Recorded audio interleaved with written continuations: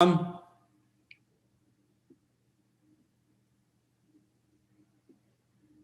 I'm sorry, it's so weird.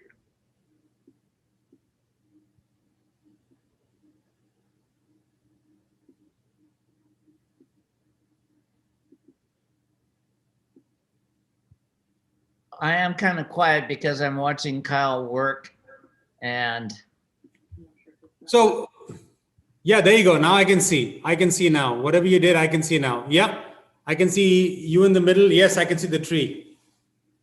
it's kind of like coming out of a coma, isn't it?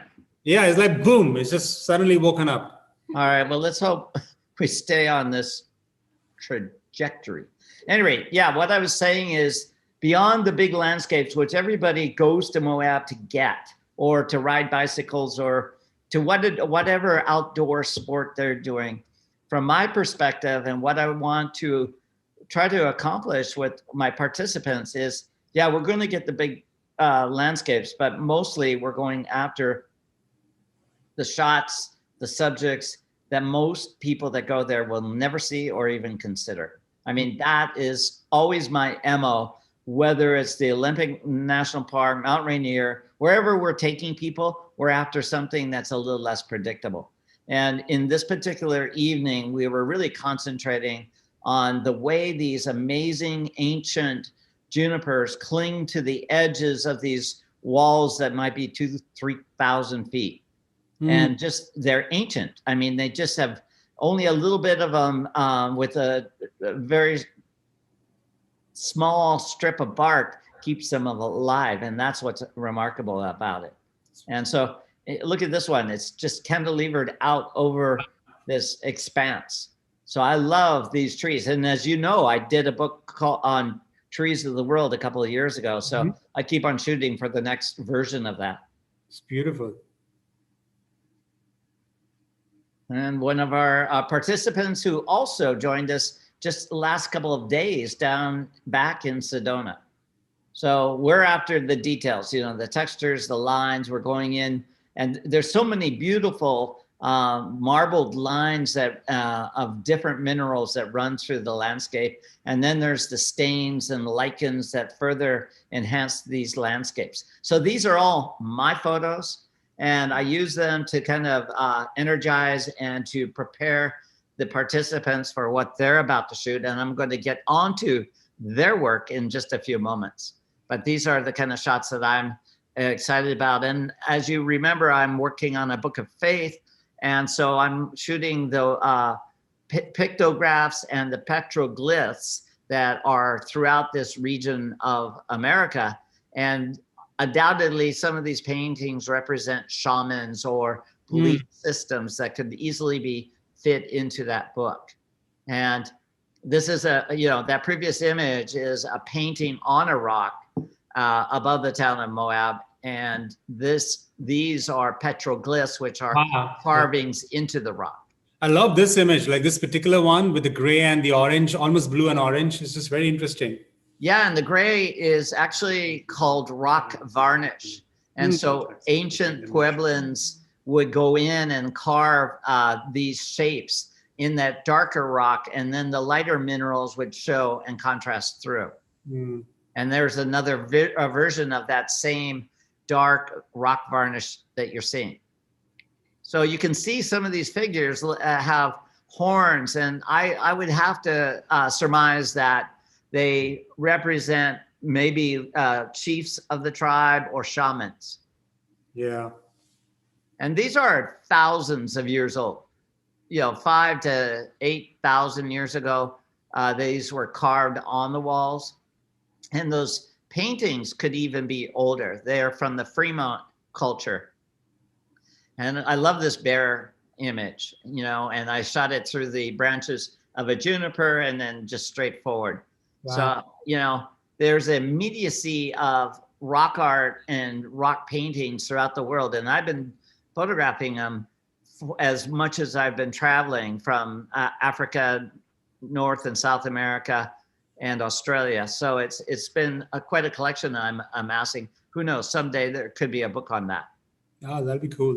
And you really know how old some of these are by the fact that lichens are growing over the top of them. And lichen are among the oldest living plants on earth. So they are very slow growing. And so when they inhabit the petroglyphs of bighorn sheep, as you see here, that really tells you how old they are. Hmm.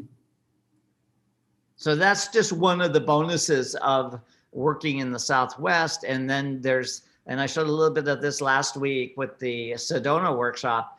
We go in and we find little pockets of water along creeks and canyons. We photograph them like this, and then we invert them into verticals. And Oh, it's wow. almost like a Rorschach abstract, or those kaleidoscopes that we used to play with as kids. Oh, that's amazing. Yeah. Pretty cool, huh? Very cool. So yeah, it's kind of, a lot of it's inspired by the works of Georgia O'Keeffe, and not necessarily this one. This one almost looks like this big ogre of an animal with slit eyes and a big proboscis nose. So is this a reflection too that you have? Yeah. Yeah. Wow. These are all reflections. Wow. Takes a whole different meaning when you invert it. Yeah, oh, it absolutely does. And it's as smart as I am. And if you don't know, I'll often tell you, I cannot predict what they're going to look like when they're inverted, or, take a horizontal and make it a vertical like this. Wow.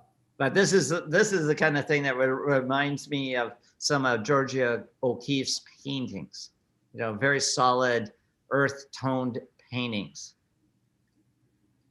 Wow.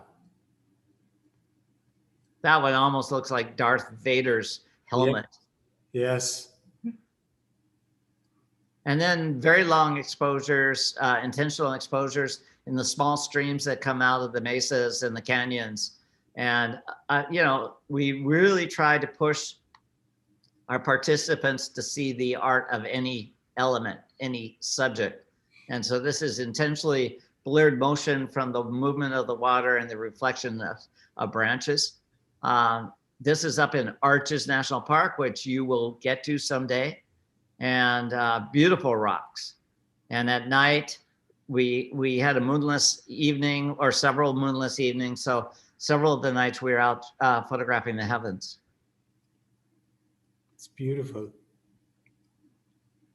So that was my contribution. And now I'm going to show some of the work of the participants. We're working in shadows early and late, because when the sun comes up, it is brutally clear. And as you know, and I've said often, it's the sun that really turns a complex landscape into an almost impossible landscape to process. And so we get up early, we get in the shadows, we work in the shadows. These are some of Diane Marsh's photos. She's a lady from Port Townsend, where we're going to be in a week and a half. I love this image, that contrasting this tree in the sunlight against some of those rock formations in the shadows. And she did very well with this nighttime shot of, God, I forget what this part of Arches is called. It's I'll come, when it comes to my mind, I'll yell it out, just like Tourette's. Nora Rudin had. Oh, this is nice. Oh, I love this one. I mean, it is beautiful. It's abstract, and it's just the way she framed it and shot it. And Nora has been with us on several workshops early last year and again this year. And just the advancing and the changes in her work is very apparent from workshop to workshop. It's beautiful. I love this image. And from Dead Horse Point, she's using the lines of the shadows to bring your eye throughout that entirety of the image. And again, textures, lines, patterns, she's heard that ad nauseum. And she was managing to get that star burst through this old juniper and the sun setting. Aravind Krishna Swami, and I hold my breath. Do you know any of your fellow Indians that have that name? Yes, I do. That's a common name, right? It is not extremely common, but it's common. Yeah, Krishna Swami, Yeah, well, Aravind, like Nora, has been in several of our workshops as of late. He's from the Bay Area, as is Nora. And I love this one. It's almost like a abstraction of a praying mantis with boxing gloves. Yeah, yeah. It's a nice image. Yeah, you know, I like to say and show how these things that take on their own aura, their own character, they override. Once you make an association of these abstracts that look like somebody or some animal or some element, it's almost impossible to look at them otherwise. Aravan's beautiful. Yeah. Aravan and I have very similar tastes, and it's funny. I'll take an image, and I know he's nowhere around, and at the end of the day, he may have exactly the same image. So we have very similar tastes. Lovely. He loves to play with color schemes, orange and blue in this case, obviously. And one of his works from the Sedona workshop. Very nice. Bill Oreger has been with us all over the world and is a great guy. He's from Oregon.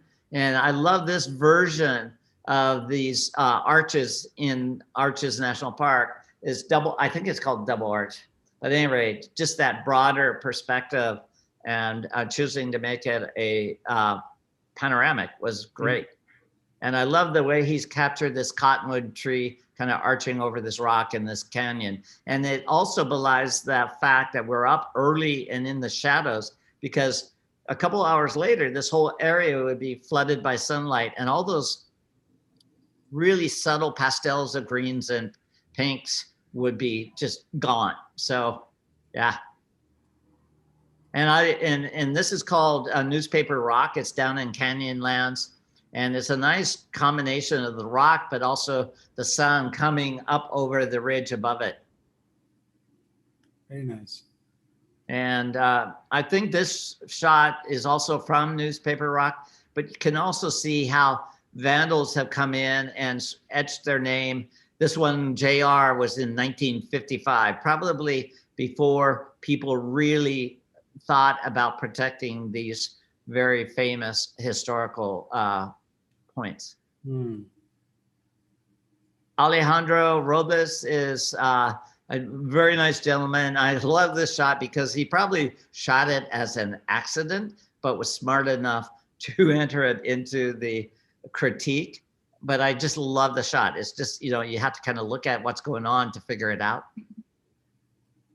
And in this image, it's, if you look at it, you almost can see the eye, the nose, and the double chins of an old wise person locked into the rock with long tendrils of hair. And if you can't see that, drink some more tequila. Yes. The more you drink, the more you start to recognize that person. I love the color palette too. It's a very interesting color palette, you know. Yeah, well, you know, and all the minerals on the rock. And now you can see this view across the Colorado, how placid that river can be. And as it goes downstreams and courses its way through Arizona, it's a raging torrent. But right here, very nice reflections. And in the distance, you can see the walls and the rock varnish, that dark layer over the rock that the native North Americans would carve into. And Alejandro's last shot is of the stars over. And, you know, we're not bringing light to this, but car headlights are coming around the bend and illuminating the rock during a 30-second exposure. Cal Holman was doing a study again of complementary colors, orange and blue, texture of the water. And I love this shot because it reminds me of a Picasso painting, this distorted face that he's found in an old wood fence post. Yeah. Very interesting. Yeah. So these participants are having a great time, and you can just see the variety of work they're doing. And in Arches National Park, there's a rock called Nefertiti. Is that? I'm looking at my fellow workers here, and they've got this quizzical face on them. You know, one of the queens of ancient Egypt. Nefertiti. Yeah, that's it. Nefertiti. Okay, I'm going to quit while I'm behind and drink more tequila. David Rice is a fellow Seattleite that's ventured south with us, and we've had him on numerous workshops. I love this one, the reflection of a mesa and the rocks, and it just confuses the eye, and so people have to kind of stay with it to figure it out. Liquid gold. It's a beautiful image. It is. That's a great title for that, liquid gold. And these are from the Fremont culture, very old. And, you know, they mixed water with some of the clays of the environment or even berries. And they created these dyes that they painted on the rock. And then with time and thousands of years, the paint became mineralized. So it's very hard to carbon date these paintings, but they're very, very old.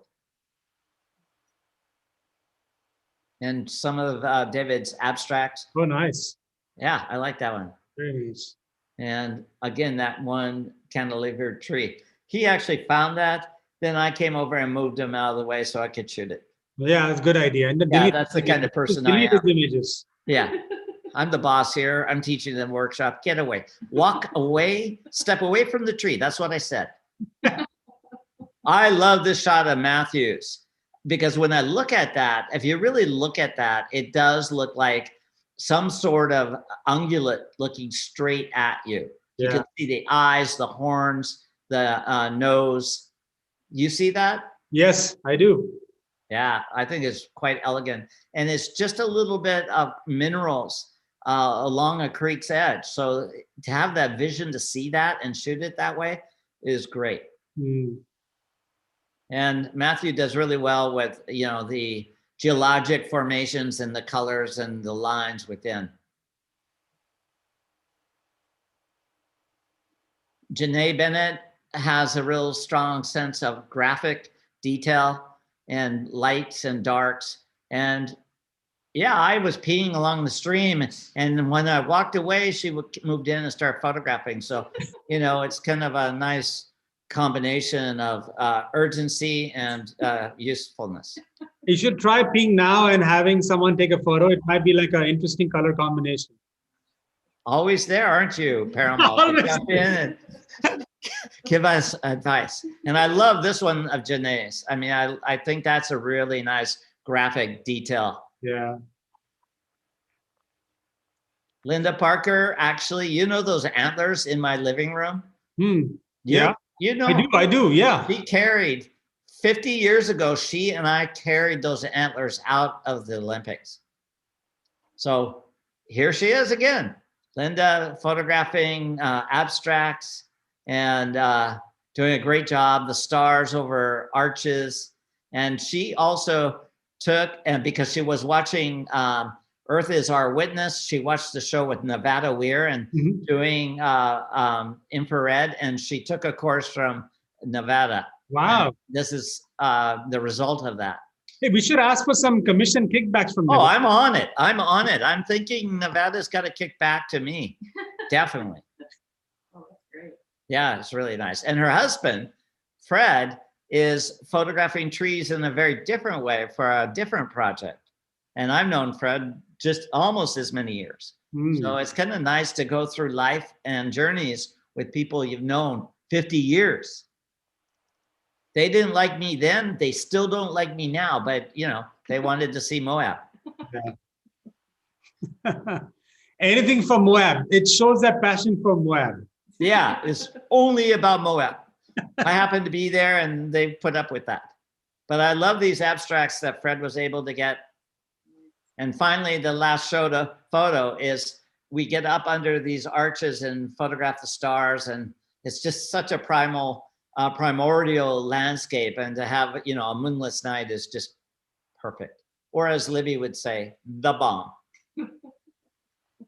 So that's our little journey to Moab. Very nice. A half ago. Very nice. I love these images of your students and workshop participants. It's really nice. Enjoyed it.